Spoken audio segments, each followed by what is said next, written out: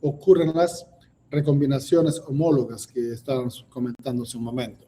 Entonces, estimar esas distancias son clave también, ¿no? En los estudios clásicos que han venido realizándose. Luego, gracias al estudio de Barbara McClinton también, se ha podido identificar y conocer que existen mutaciones, es decir, que los genes pueden ser alterados en su secuencia, ¿no? Ese tiempo todavía no se hablaba mucho de secuencia de genes, ¿no? No se conocía mucho, pero sí se sabía que pueden mutar, pueden cambiar y eso afectar las características fenotípicas, ¿no? Que se pueden visualizar en los organismos debido a esas mutaciones, ¿no? Pero todavía no se sabía exactamente cómo son esas mutaciones, cómo ocurren esas mutaciones, cómo no, si es que hay alteración en la secuencia o qué, no se sabía nada de eso. En realidad no sabía exactamente todavía y se tenía dudas de cuál era la naturaleza de los genes, si eran proteínas o eran ADN, ¿no? O era otro tipo de molécula polimérica existente en las células. Entonces todavía no estaba muy claro eso, porque cuando se estudiaban los cromosomas contenían pues, y contienen ADN, ARN, tienen proteínas. Entonces, ¿cuál de estas macromoléculas era la responsable de transmitir los caracteres hereditarios? No estaba muy claro en realidad. ¿Ok? Pero sí se sabía que podían mutar, podían cambiar y afectar las características fenotípicas. Entonces, aquí ya comienza una serie de estudios posteriores a estos estudios iniciales para descubrir la naturaleza química de los genes, es decir, de qué están hechos, ¿no? Ya sabían que existían, ¿no? En los cromosomas, sabían que cumplían ciertos principios, ¿no? Los principios de Mendel, de que se pueden segregar, ¿no? Y entre otros, pero no se sabía todavía cuál era la naturaleza química, de qué estaba hecho un gen, ¿ok? Y para eso viene una serie de estudios hasta demostrar cuál era la naturaleza química del gen. Hay varios estudios previos, como los estudios de transformación en bacterias, en neumococos, por ejemplo, por Griffiths y su grupo de investigación en los años 28, al inicio de los años 28, más o menos, ¿no? Casi finalizando los años 20, y encuentran algo interesante, de que algunas cepas bacterianas que no son virulentas se pueden convertir en virulentas cuando son expuestas a ADN, o no tanto ADN también, sino a un lisado de una célula bacteriana que es patógena, ¿ok? Entonces, si tú exponías un cultivo de una célula que no era patógena, no era peligrosa, si le exponías esa célula, ese cultivo celular de neumococo, que no producían cápsula, por ejemplo, esa era su característica principal, si les ponías a un lisado de células de neumococo que sí produce cápsula, que son patógenas, entonces ellos observaban que estas cepas, estos cultivos de neumococo no patógenas, se convertían en patógenas. Wow, entonces dijeron, entonces hay algo aquí en ese lisado celular y por supuesto un lisado de células que contiene proteínas, tiene ADN, ARN, polisacáridos, tiene todo, ¿verdad? No es un mix de todo. Entonces observaron eso, de que esta cepa cuando se exponía a un lisado de una cepa patógena, adquiría esas capacidades, se hacía patógena, se hacía mala, ¿ok? Digamos así. Se hacía nociva para cuando hacían sus experimentos en ratones. Es decir, cómo probaban que la bacteria ya se había transformado en algo patógeno cuando inyectaban a ratones, probaban en ratones, ¿ok? Y estaba demostrado que los neumococos que producen cápsula, al inyectar a los ratones, los matan rápidamente. Pero si pongo un neumococo que no es patógeno, es decir, no produce cápsula, simplemente le inyectas y no pasa nada con el ratón, él sigue vivo, tranquilo. pero ellos han experimentado, ¿no? Que si estas cepas de neumococos que no son patógenas la exponían a un lisado celular de células patógenas, entonces estas se transformaban. Entonces, cuando esto inyectaban a los ratones nuevamente, los mataban a los ratones. Okay, entonces era un misterio todavía. Y entonces esta cepa adquiría un material, el material genético, que le convertía en una cepa patógena. Pero se desconocía cuál era la naturaleza química de ese material genético, ¿no? Que confería esas capacidades de ser patógena a esta bacteria que no era patógena. Y para ello entra a tallar posteriormente, fíjense, han ido estudios de lo más básico, ¿no? Con pruebas en campo, en el caso de Mendel, haciendo sus cruzas con sus,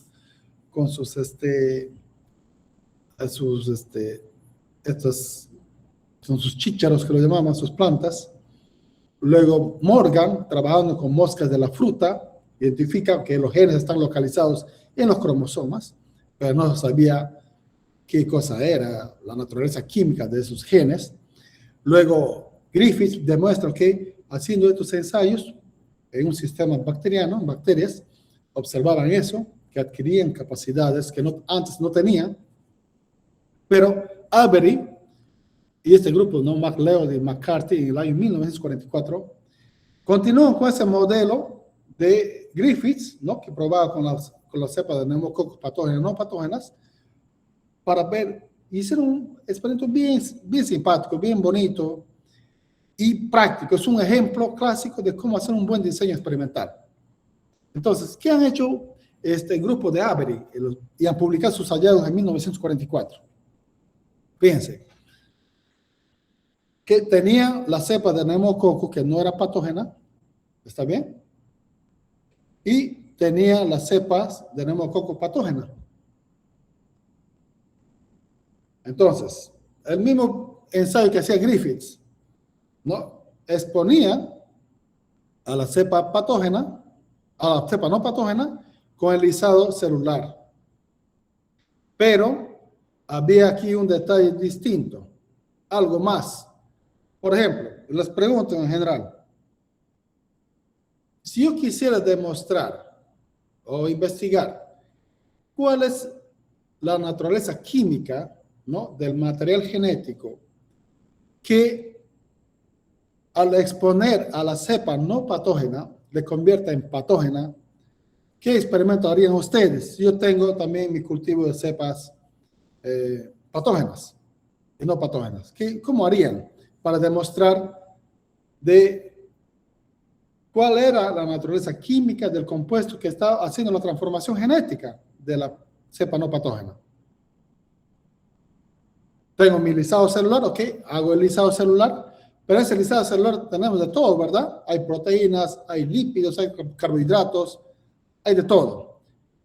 ¿Cómo ustedes demostrarían para ver cuál de estas moléculas, macromoléculas sobre todo, podría conferir esa actividad y hacer que esta cepa no patógena se convierta en patógena?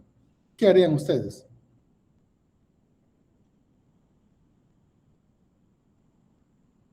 ¿Alguna idea?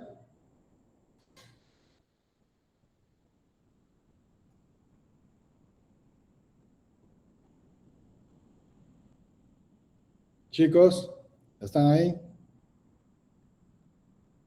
¿Cómo ustedes podrían demostrar de que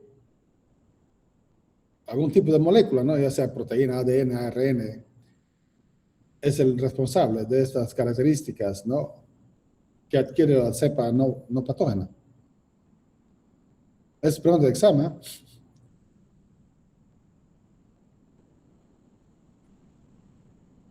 ¿Me están siguiendo la historia? Sí, a ver, por favor, confirma eso.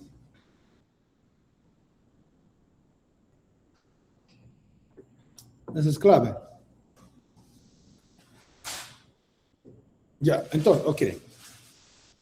Lo que hicieron Avery es del lisado de las células patógenas de neumococo, han purificado ADN, ARN, proteínas, porque eran los candidatos, porque son macromoléculas, ¿no?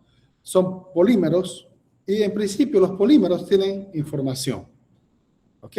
Pero trabajaron básicamente con esas moléculas purificadas y exponían los cultivos de neumococo no patógeno con, ya sea con ADN, otro ensayo con ARN, otro ensayo con las proteínas purificadas a partir del neumococo patógeno.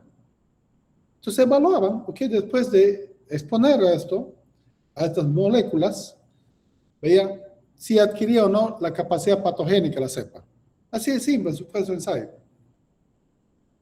¿Ok? Y gracias a ese ensayo demostraron de que era el ADN el que confería esas propiedades al neumococo no patógeno para convertirse en patógeno. ¿Ok? De esa manera, gracias a este estudio, se demuestra que la naturaleza química de los genes es ADN. Eso fue un experimento clave, fundamental, para decir, ok, porque se dudaba, ¿no? No se sabía la naturaleza química del gen, si eran proteínas, ADN, ARN. Entonces, con este ensayo de Avery, demuestran de que sí era el ADN, el responsable de dar esas nuevas características a las cepas no patógenas. ¿Ok?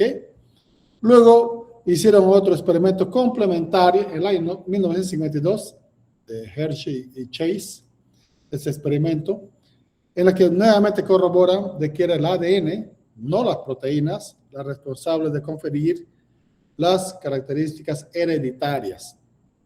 Es decir, el ADN, ¿no? Como dicen aquí, este experimento del año 52, es la prueba definitiva de que el ADN es el material genético. Pero en realidad, con los trabajos de Avery, McLeod y McCarthy se demuestra eso.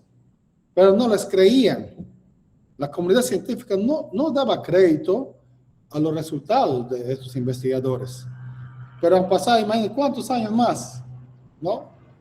Hasta el año 52, recién, gracias al trabajo de Hershey y Chase, de que corrobora simplemente de que era el ADN el responsable de conferir los caracteres hereditarios. Es decir, los genes estaban constituidos de ADN. Entonces, con esto se demuestra que ya los genes son ADN. ¿Está bien? Luego, ya teniendo claro esto, identificado cuál es la molécula responsable de los caracteres hereditarios, entonces ya comienza otra era. Cambia todo. Una vez que se ha identificado que el ADN era el responsable de conferir o transmitir los caracteres hereditarios, se ha enfocado las investigaciones en el ADN para entender cómo es que esa información, ¿ok?, fluye para producir las proteínas. ¿Cómo es el flujo de la información genética?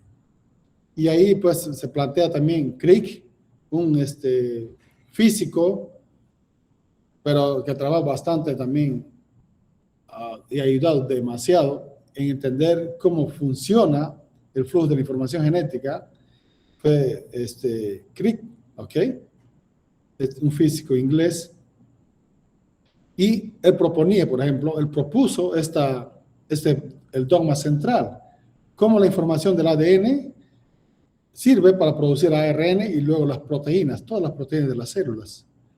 También propuso el principio de la replicación del ADN, ¿no? El proceso de transcripción, ya sabemos que es la síntesis de ARN a partir de la información del ADN y la traducción. La información de los ARN mensajeros se usa para producir las proteínas, ¿ok? Entonces, todo ese flujo de cómo fluye la información genética en las células en general, lo propuso Crick, Francis Crick, ¿ok? Y bueno, todavía no se tenía secuencias de genes ni de proteínas, no teníamos nada en ese entonces, y luego ya comienza a secuenciarse los primeros genes, el primer virus, también un genoma viral por Sanger, y comienzan proyectos ya de secuenciamiento masivo, ¿no? O sea, ya sabíamos que era el ADN, ahora, ¿ok? ¿Cómo sabemos las secuencias de los genes? Se han desarrollado tecnologías para poder secuenciar el ADN, conocer el orden de los nucleótidos que están en el ADN, para poder también identificar los genes, ¿no? Entonces se llegó a ese nivel, no tanto que fue clave también poder secuenciar los genes y luego dar el siguiente paso, que era descifrar el código genético. ¿Cómo es que la información de los genes, de los codones que están en los genes, se usan para producir las proteínas? ¿Ok? Eso fue otro hito muy importante también, que ayudó a entender todo este proceso del flujo de información genética. ¿Ok?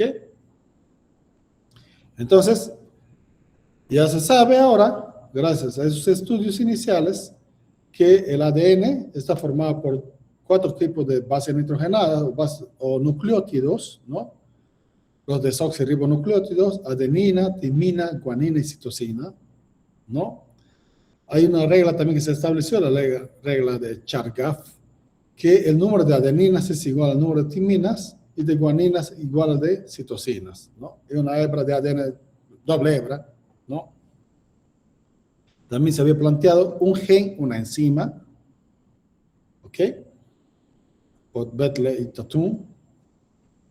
Luego, que hay un ARN intermediario, ¿no? Entre procesos de síntesis de proteínas a partir de la información del ARN mensajero, y eso es bueno, por supuesto,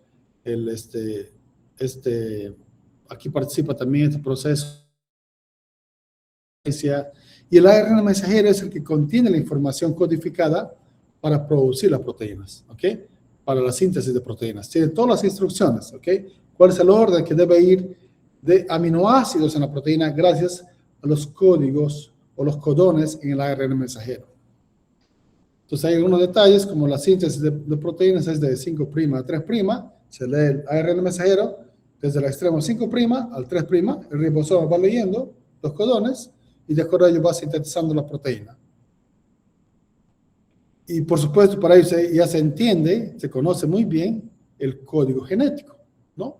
Que como se menciona acá, es una combinación de 64, ¿no?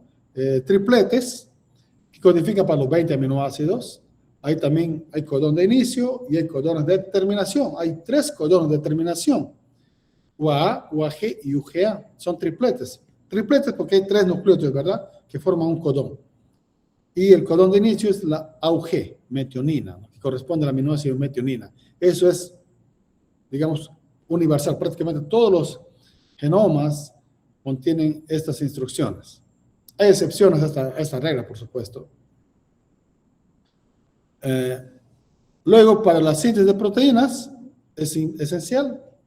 ¿Dónde ocurre la síntesis de las proteínas? ¿Quiénes son los responsables de eso? Los ribosomas, que son los traductores, digamos, leen la información de los ARN mensajeros con la ayuda de los ARN de transferencias, ¿ok? Que son los que llevan los aminoácidos para producir las proteínas. Entonces, hay varios elementos que participan en este proceso de síntesis de proteínas.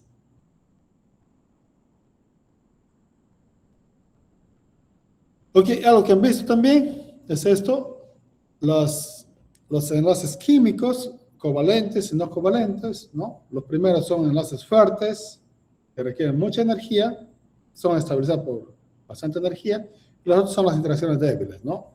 Entonces tenemos, por ejemplo, un enlace covalente puede tener esta cantidad de energía de 110 a 130 kilojoules por mol, son muy estables, por supuesto.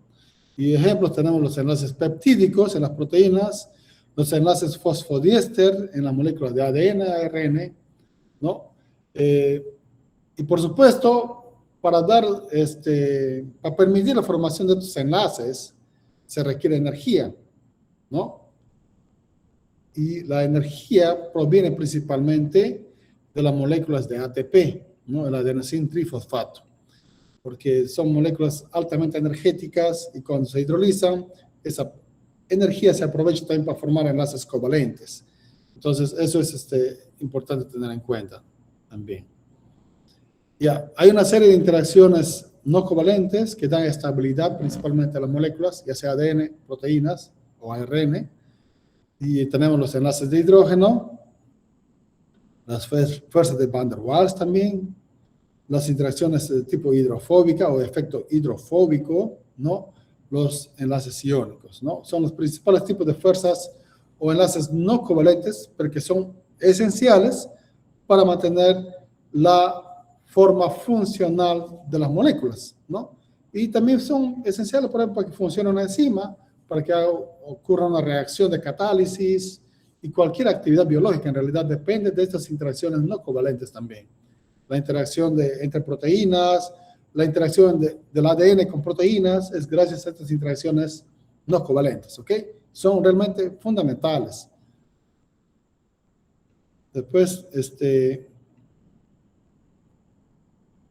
bueno, son algunos principios de la termodinámica. No voy a entrar en muchos detalles sobre esto. Sobre la estructura del ADN, ¿no? Ya sabemos que hay dos tipos de bases nitrogenadas, adenina y guanina. Son más complejas estructuralmente. Tenemos las pirimidinas, citosina, timina, ¿no? En el ADN. El azúcar es desoxirribosa, ¿no? Entonces, ya saben, una desoxirribosa más fosfato, ¿no? Forman los enlaces fosfodiéster en el ADN, que le dan la estabilidad al ADN, a la estructura del ADN, ¿no? Ahora, la hebra de ADN, sabemos que son dos hebras interconectadas, ¿no? Son formando como una espiral, doble hebra, tiene una direccionalidad y también se llaman que son antiparalelas, porque uno va de 5' a 3', y la otra va de 3' a 5'. Por esa razón se dice que son antiparalelas y son complementarias, porque si en una hebra hay adenina, en la otra hay timina, de manera complementaria. Si hay guanina, hay citosina, ¿ok? Siempre se forman en esos pares los enlaces de hidrógeno. Entre adenina y timina hay hasta 2 enlaces de hidrógeno, mientras guanina y citosina, 3 enlaces de hidrógeno, ¿ok? Y hay ciertas distancias cómo se apilan las bases en el ADN. Tiene una forma de hélice, doble hebra, ya saben eso. Normalmente el ADN en otras células es de la forma B. Hay varias otras configuraciones como la A, la Z, pero la forma B es digamos, la fisiológicamente presente en otras células. Hay algunos parámetros también del ADN para que pueda entrar en el núcleo de las células, tiene que supraenrollarse, ¿ok? Y en ese proceso de supraenrollamiento tiene un rol fundamental los nucleosomas, porque es donde se enrolla el ADN, ¿no? Y eso se va compactando para formar también los cromosomas. Hay un nivel se llama supraenrollamiento del ADN para que pueda caber dentro de las células, ¿no? Y en este proceso también de supraenrollamiento participan 2 enzimas claves, que son las topoisomerasas, tipo 1 y 2, que ayudan en este proceso de supraenrollamiento del ADN. ¿Bien? Ok. Entonces, hay algunos descubrimientos claves durante la historia, ¿no? Relacionado puntualmente a la biología molecular, con Miescher, el año 69, 1869, ahí por primera vez el ADN, pero ese entonces lo llamó como nucleína, porque era abundante en el núcleo de las células, ¿ok? Luego tenemos los estudios de Chargaff en los años 50, que establece esta proporcionalidad, ¿no? De adenina, timina, guanina y citosina. Los estudios de Franklin y Wilkins sobre la determinación de la estructura tridimensional del ADN fue clave por la técnica de difracción de rayos X, cristalografía de rayos X, que permitió determinar la estructura del ADN. Y eso, bueno, toda esta información en realidad que ha generado Franklin y Wilkins han ayudado a Watson y Crick a establecer el modelo de la doble hélice del ADN, ¿ok? Y eso fue clave también para predecir cómo es la estructura del ADN, cómo es la doble hebra del ADN, cómo se unen las dos hebras del ADN, qué tipo de interacciones lo estabilizan, principalmente sabemos por puentes de hidrógeno, ¿no? Para unir las dos hebras. Y luego, en la era moderna, se conoce mucho sobre las epigenéticas, también es un tema que se ha ido descubriendo, que alteraciones a nivel del ADN por modificaciones químicas, no por metilación principalmente, altera la expresión genética, ¿no? Es un mecanismo de control de la expresión genética, y eso es la epigenética, ¿no? Y hay una serie de herramientas ahora como la criomicroscopía electrónica y herramientas de inteligencia artificial como AlphaFold, por ejemplo, que nos permiten ahora predecir incluso la estructura de las proteínas, ¿no? Con bastante precisión. Son nuevas herramientas que se están usando actualmente. Bueno, el ARN es una molécula más diversa estructuralmente y también de manera funcional. Fíjense, el ADN principalmente almacena la información genética, ¿ok? Y esa información, pues, se usa para producir las proteínas y toda la diversidad de ARNs que hay en las células. Pues, básicamente, su función es almacenar información codificada y asegurarse que esa información codificada sea estable en el tiempo, ¿ok? Esa es principalmente la función del ADN. Pero lo que le da vida y esa información contenida en el ADN pueda ser expresada depende de las moléculas de ARN y también de las proteínas, ¿ok? De las enzimas. Entonces, el ARN pues tiene una gran diversidad estructural. Y ahí forman estructuras tipo loops que mencionan acá, los hairpin, ¿no? Gracias a la autocomplementariedad, como se pueden formar enlaces de hidrógeno intracatenarios y da estabilidad de diversidad de formas de los ARNs. Y también, ahora, bueno, se ha descubierto, ¿no? Las ribosimas son ARNs que tienen la actividad catalítica, funcionan como enzimas también, pero a nivel de escisión de enlaces en moléculas de ARN, ¿ok? Eso es algo particularmente interesante, ¿no? Y eso ha permitido, pues, plantear una hipótesis de que antes de la existencia del ADN, ha existido un mundo basado en ARN nada más, ¿no? Entonces, hay esa hipótesis que todavía está siendo corroborada, ¿no?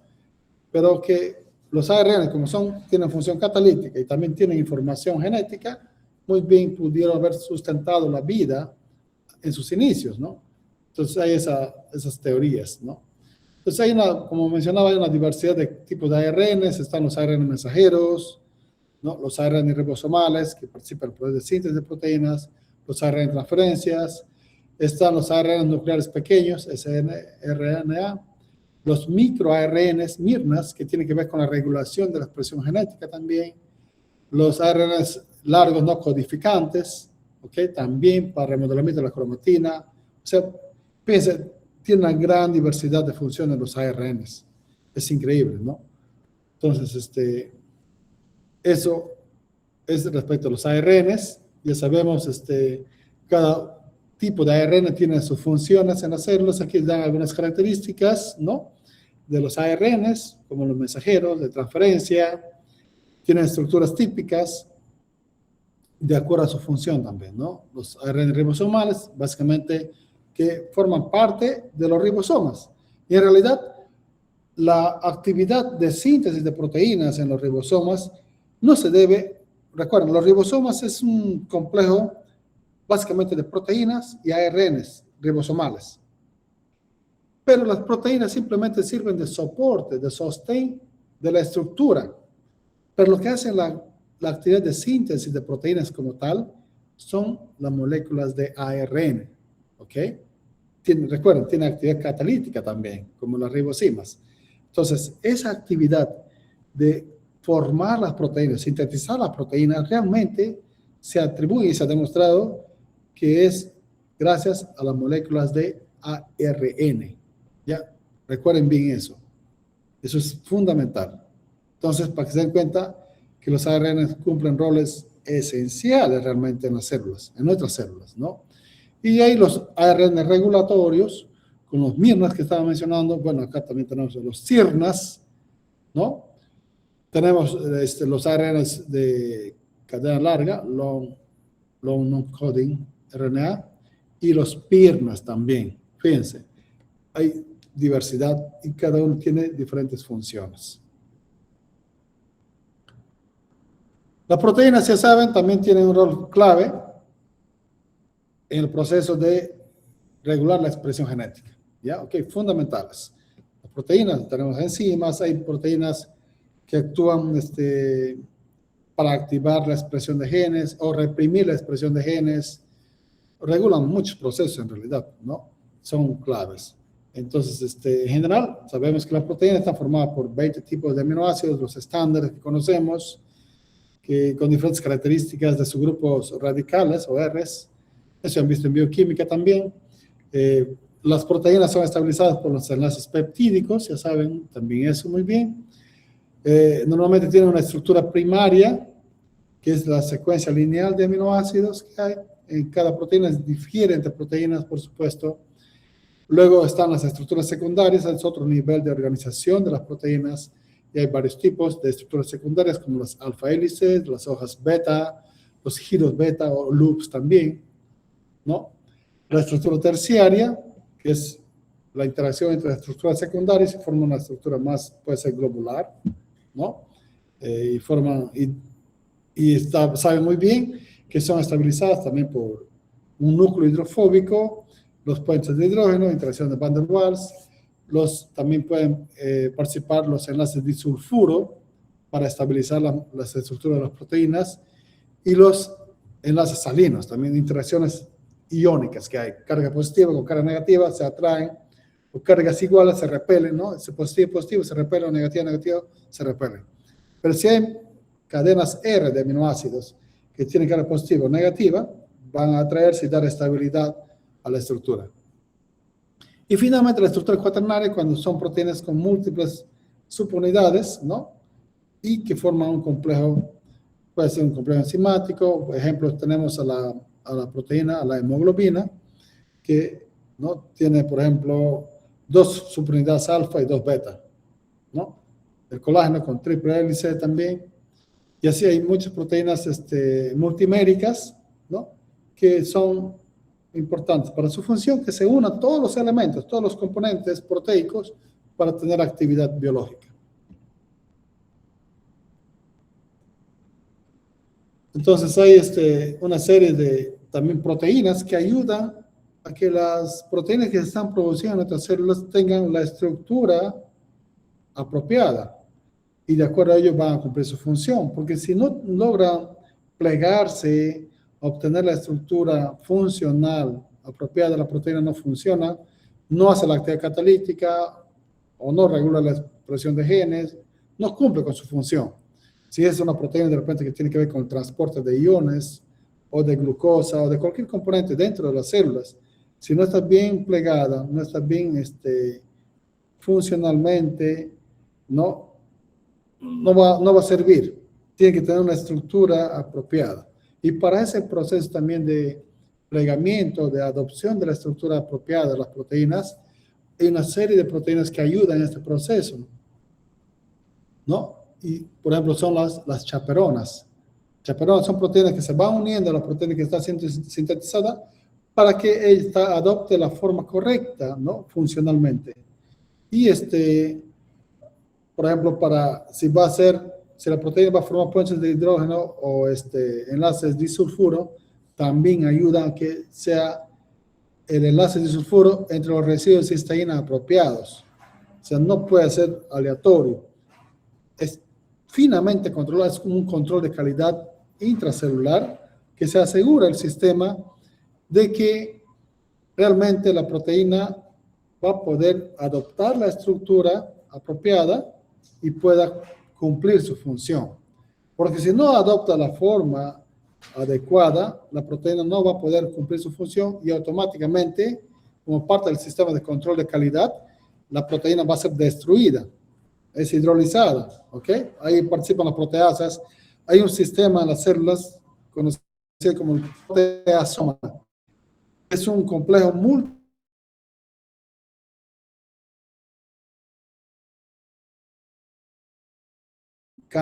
por donde pasan las proteínas mal plegadas o que no van a funcionar, pasa por el sistema y son degradadas y se liberan péptidos y aminoácidos, ¿no? Y eso se recicla nuevamente. Los aminoácidos se vuelven a unir al ARN de transferencia para poder sintetizar nuevamente la proteína y asegurarse de que pueda plegarse correctamente, ¿ok? Entonces, hay un sistema de control de calidad muy riguroso en nuestras células y esto garantiza de que las proteínas que se están produciendo realmente puedan funcionar. Si hay algún defecto, se destruye automáticamente porque no va a funcionar, no va a producir por gusto. Pero imagínense, eso implica un gasto energético para la célula, ¿no? Para asegurarse, ese control de calidad que hace es esencial. Eso nos mantiene en cierto modo con vida también. Si ese sistema de control de calidad fallaría, no se sostendría la vida en realidad, ¿no? Entonces tiene que asegurarse que funcione todo. Hay una serie de estructuras, motivos estructurales los llaman, o plegamientos, los folds, como los hélices girohélices, como ven acá, los dedos de zinc, los cierres de leucinas, los barriles tipo TIN, beta-alfa, ¿no? Son tipos de plegamientos de estructuras que adoptan las proteínas para poder funcionar.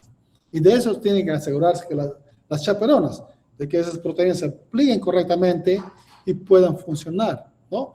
Por ejemplo, acá estamos viendo las hélice, girohélice, son proteínas que se unen al ADN y regulan la expresión de genes, imagínense, es fundamental.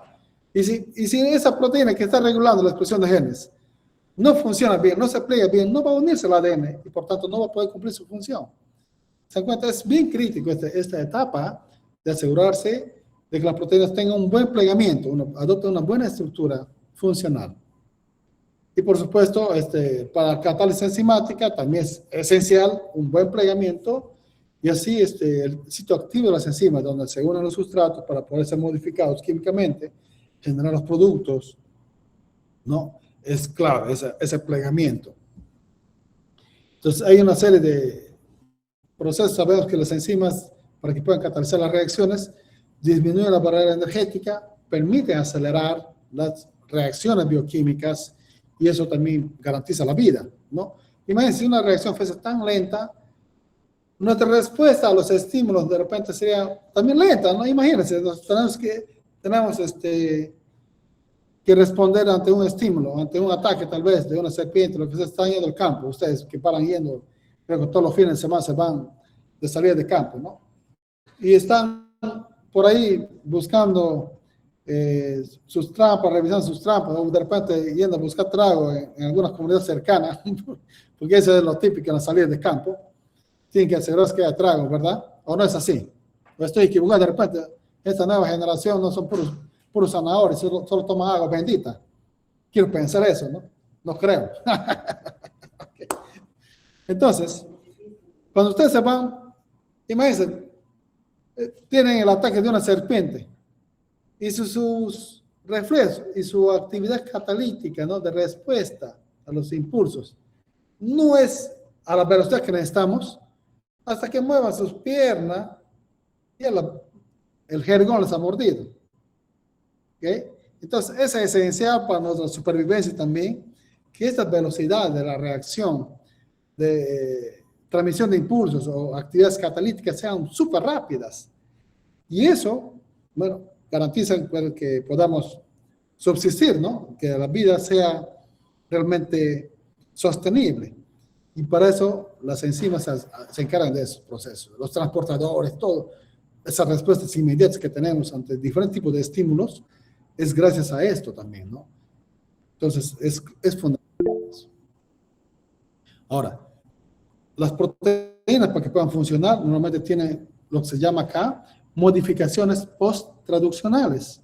Es decir, después que se han sintetizado las proteínas, ya están listas prácticamente para funcionar. No todas, una vez que se han producido en los ribosomas, van a ir de frente a cumplir su función. Otras requieren todo un procesamiento de modificaciones químicas para que puedan recién tener capacidad de poder cumplir su función. ¿Ok? Y hay por ejemplo, las fosforilaciones que permiten activar o desactivar proteínas, glicosilación, acetilación. O sea, hay un montón de modificaciones químicas que son parte del proceso de maduración de las proteínas para que puedan cumplir su función, ¿ok? Eso es importante también tenerlo presente.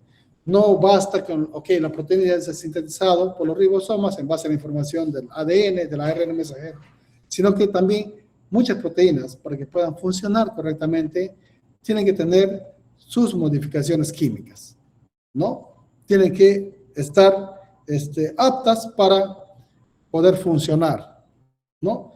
Algo parecido, me imagino, es también con las señoritas, ¿no? Cuando ya tienen alguna reunión de cumpleaños, salen a algún lado, me imagino que se van al Pardo o a donde vayan.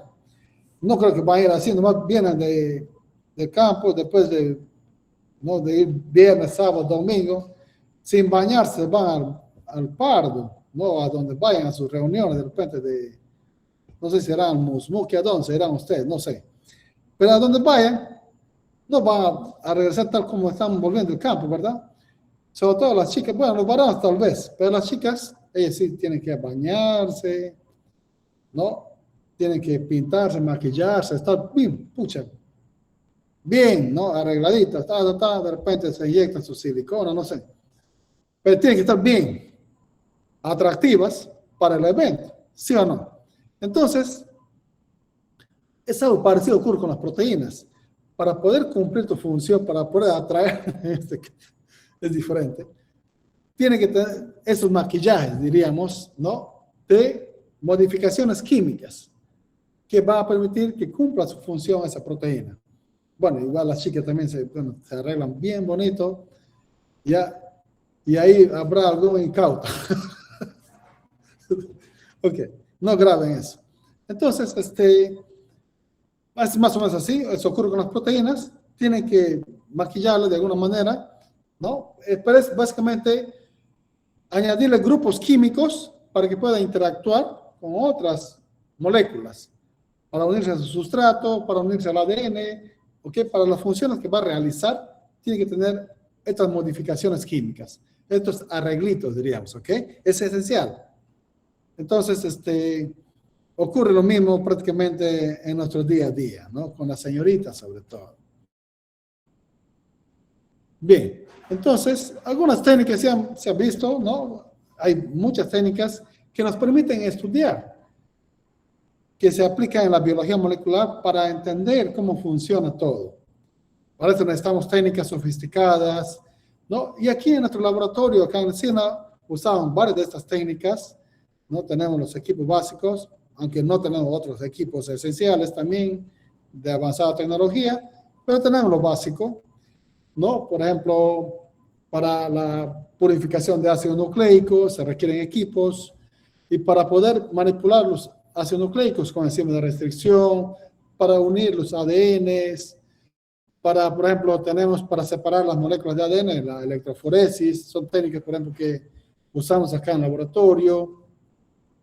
Este Southern Blot son otras técnicas para visualizar ADN o ARN, ¿no?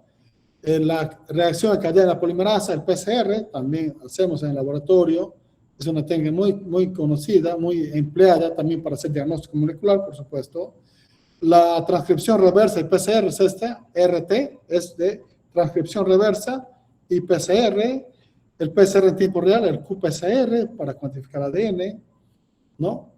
Bueno, el PCR digital también es una tecnología más avanzada de PCR, de amplificación de ADN, que, bueno, no tenemos en el laboratorio, pero sí existe la tecnología. Las técnicas, por ejemplo, de clonación y expresión de genes, usando plásmidos, bacterias, transformación bacteriana, todo eso, por ejemplo, hacemos aquí en el laboratorio, ¿no? Tenemos varios de los chicos de pregrado que están haciendo, los practicantes, incluso algunos de ellos han participado en estos procesos de usar vectores, transformar bacterias, cultivarlas, producir proteínas recombinantes, expresar y purificar proteínas, ¿no?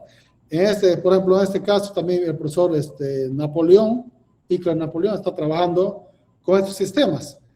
Transformamos bacterias, ¿no? Está transformando bacterias, luego estas bacterias transformadas con los genes que nos interesan, producen las proteínas, ¿no?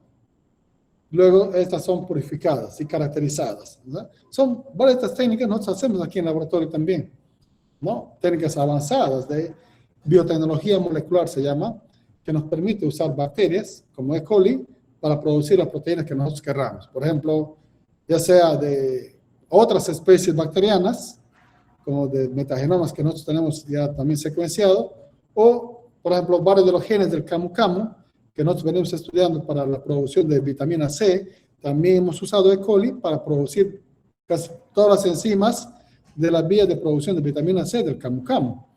Y con estas tecnologías estamos estudiando mejor esto, incluso en colaboración con otros investigadores de Brasil, estamos determinando las estructuras tridimensionales de estas enzimas del camu-camu, ¿ok? Son técnicas que se están usando tanto a nivel de nuestro laboratorio también, pero en colaboración con investigadores de otras partes del mundo, ¿no? Ahora tenemos alianzas con investigadores de Bélgica, Brasil, Estados Unidos, de diferentes partes de Chile, ¿no? Tenemos colaboradores para hacer investigación de alto nivel. Y, por supuesto, estas tecnologías de secuenciamiento por Sanger, hace muchos años hemos usado. Aquí en el CIRNA tenemos un secuenciador Sanger, pero ya es una tecnología obsoleta, ya no se está usando. Pero hay tecnologías alternativas como el secuenciamiento de Next Generation, son tecnologías de secuenciamiento masivo, como de Illumina, PacBio, MinION, son tecnologías para poder secuenciar genomas completos, ¿ya? Entonces, y esos pasos estamos dando también aquí en el laboratorio. La idea es que nuestros tesistas, incluso de pregrado, ya puedan, y en sus tesis, consideren secuenciamiento de genomas completos, particularmente de bacterias, de microorganismos que venimos trabajando para aplicaciones en biotecnología, ¿no? Entonces, por ejemplo, secuenciamiento metagenómico también ya hicimos aquí en el laboratorio. Son tecnologías que son accesibles, no es cosa de otro mundo, que sí se puede hacer, ¿no? Tenemos las capacidades instaladas. No tenemos todavía los secuenciadores, pero sí tenemos todo el flujograma, todo el flujo de trabajo para poder hacer y aplicar estas tecnologías, ¿ok? Entonces, lo que estamos viendo en este curso no solo es, bueno, teoría de que en este libro hay, y es algo, wow, eso no es posible, es imposible que acá en la UNAP, en Iquitos, Perú, que estamos en el culo del diablo, bueno, disculpa esa palabra, no se hacen estas cosas, ¿no? Falso. Tenemos las capacidades, parte de tecnología, pero también tenemos un equipo de profesionales de que sí tienen experiencia trabajando a nivel molecular usando estas nuevas tecnologías. ¿Qué jóvenes? Entonces, hay eso, hay ese respaldo. Tenemos la experticia y es un equipo multidisciplinario, ¿no? De biólogos, en bioquímica, biología molecular, que venimos trabajando en estos temas. Entonces, eso, como anécdota, hace más de 12 años atrás, casi 15 años, cuando nosotros iniciamos a trabajar estas técnicas de biología molecular, clonando genes y haciendo todo esto, no creían, por ese tiempo existía la Asamblea Nacional de Rectores, no creían que aquí en la UNAP, aquí en nuestro laboratorio, hacíamos ese tipo de tecnologías, de técnicas avanzadas de biología molecular, que solo podían hacer en Japón, en Estados Unidos o en Alemania tal vez. Y aquí en Perú casi nadie hace eso. Pero acá en Iquitos, aquí en la UNAP, ya venimos haciendo este tipo de tecnologías avanzadas de biología molecular. Y eso no podían creer ellos. Así que vinieron a visitarnos incluso en nuestro laboratorio a cerciorarse de que sí tenemos las capacidades, por parte de tecnologías y también el recurso humano capacitado. Y bueno, de verdad se dieron, como dicen, un baño de agua fría, porque no han quedado con esa incertidumbre, ¿no? Inicialmente, pero cuando han venido a corroborar, se han convencido de que sí, porque ya comenzamos nosotros a publicar trabajos de ese tipo en revistas internacionales. Entonces, se sorprendieron realmente. ¿Cómo es posible, no? Que este lugarcito, esta universidad que no suena ni truena, aunque ahora estamos en la posición 10, creo, en el récord, no, el ranking del Nacional de Universidad. O sea, más o menos sonamos. Pues tiempo no ni existíamos todavía. Entonces, pues se dan cuenta de que sí es posible lograr y hacer investigación de primer nivel cuando hay las ganas de hacer las cosas, a pesar de las limitaciones. Por eso nunca se sientan frustrados si no tienen quizás las condiciones perfectas para hacer algo que ustedes quieran hacer, que ustedes sueñen hacer. Todo depende de cada uno. De que prácticamente cosas como estas, que parecen quizás imposible, sí es posible hacerlo. Cuando hay esa perseverancia, esa constancia, ese trabajo arduo, de nunca rendirse, ¿no? Pues en retroceder nunca, rendirse jamás. Esa es la clave para seguir adelante en lo que usted se proponga. Y eso es posible hacer. Y lo estamos nosotros demostrando ya varios años en esta línea de investigación, que no ha sido fácil, pero tampoco imposible. Y que sí es posible lograr cosas grandes, ¿no? Cuando hay ganas de hacer las cosas, ¿no? Entonces, y seguimos en esto, nosotros venimos trabajando con estas nuevas tecnologías que estamos hablando aquí, de genómica, transcriptómica, eso es full, nuestra línea de investigación ahora, tanto en Camu Camu como en microalgas, ¿no? Venimos haciendo secuenciamiento de ARN, análisis de transcriptomas, genomas, es realmente una locura, pero sí lo estamos haciendo también, ¿no? Estos métodos avanzados de biología estructural, cristalografía de rayos X, microscopía crioelectrónica para determinar estructuras de las enzimas del Camu Camu, por ejemplo, ya venimos haciendo colaboración. Los análisis de proteínas que ven acá, SDS Page, hacemos aquí en el laboratorio casi todos los días también. Bueno, no tenemos todas las tecnologías como, no tenemos un espectro fotómetro de masas, nos gustaría tenerlo, pero para eso están nuestros aliados estratégicos para trabajar en esos temas, pero sí es posible hacer estas tecnologías, ¿ok? Y así, ahora, por ejemplo, esta parte de genomas sintéticos, no estamos a este nivel, pero sí podemos hacer síntesis de genes, por ejemplo. Normalmente nosotros hacemos los diseños de los genes que queremos sintetizar y hay empresas en el mundo que se encargan de sintetizar. Pero el diseño, el trabajo intelectual lo hacemos acá y ellos ya nos dan el servicio de secuenciar o de sintetizar los genes que nosotros querramos, ¿ok? Eso es posible hacerlo ahora. Bien, entonces hay muchas cosas interesantes y el soporte que nos da la biología molecular para hacer investigación de primer nivel es factible, jóvenes. En este curso vamos a tratar de hacer todo lo posible, por lo menos para introducir también algunas técnicas básicas de laboratorio en base a las tecnologías disponibles en nuestra facultad. Voy a hacer todo lo posible también en coordinación con ustedes para ver de repente algunos días de la semana que puedan venir, no sé, vamos a coordinar, que puedan venir a visitar acá en el CIRNA y ver algunas cosas que hacemos acá también con los equipos que tenemos disponibles, ¿ok? Entonces, les voy a dejar esto. Y les he compartido este PPT, lo tienen en el grupo de WhatsApp. Y también he mandado otro PPT con cosas complementarias a lo que yo acabo de mostrarles, ¿ok? Entonces, no se olviden de chequear nuevamente lo que está en el libro. Lean eso, por favor. Mañana estamos, a ver qué pasó. Ok, un toque. Tengo algún, ya, ok. Bien, entonces ya tienen ustedes ese material y no sé si tienen alguna pregunta, por favor, alguna duda.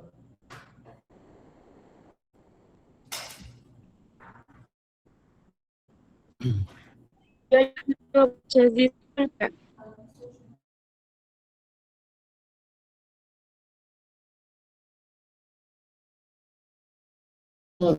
No lo escucho. Respecto al tema de la estructura del ADN, ¿Ya? digo, de las proteínas, se mencionó que para el plegamiento de las mismas para asegurar que estén plegadas correctamente, ¿verdad?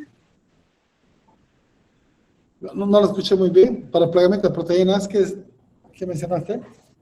Es un sistema muy riguroso Ah, sí, para que estas estén. exacto. ¿No? Y que son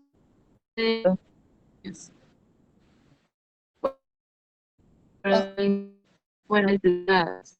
ya, ok. En el caso de los priones, a veces en algunos casos puede ser por mutaciones y en otros casos porque está mal plegado. O sea, el sistema de control de calidad, digamos, está fallando y no permite que haya un buen plegamiento de los priones, por ejemplo, ¿no? Que están relacionados con enfermedades neurodegenerativas. Y por una falla, ¿no? Un cambio en la estructura, a veces la proporción de alfa hélices y hojas beta de los priones hace que se precipiten, pierdan solubilidad, ¿no? Por un cambio de su conformación y eso se va acumulando y eso causa los problemas ¿no? Se forman unas placas en las células y eso causa los problemas, ¿no? Muchos problemas neurodegenerativos, ¿no? Por falla precisamente en el plegamiento de estas proteínas. Son proteínas cortas, en realidad son como péptidos, ¿no? Que por una falla en el plegamiento simplemente pierden solubilidad y se precipitan, ¿no? Y eso ya altera todo, y por la acumulación de estas proteínas mal plegadas, se causa los problemas neurodegenerativos, ¿ok? Y eso, bueno, por una falla también el sistema de control de calidad, ¿no? Que no detecta de repente bien este sistema, los problemas y se van acumulando, no se degradan, ¿no? Entonces, eso es más o menos el problema ahí. Y eso puede ocurrir con cualquier otra proteína, en realidad, que no esté bien plegada, por supuesto, una enzima, de repente que es esencial, y puede causar problemas, ¿no? En el tiempo. Puede ser por alguna mutación que ha ocurrido, ¿no? Se altera la secuencia de aminoácidos y esa alteración en la secuencia de aminoácidos puede alterar el plegamiento de la proteína y simplemente pierde solubilidad o alguna propiedad físico-química o biológica y causan los problemas. ¿Ok?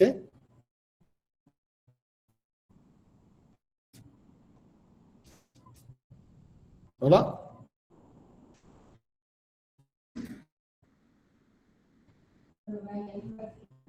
¿Alguna otra consulta?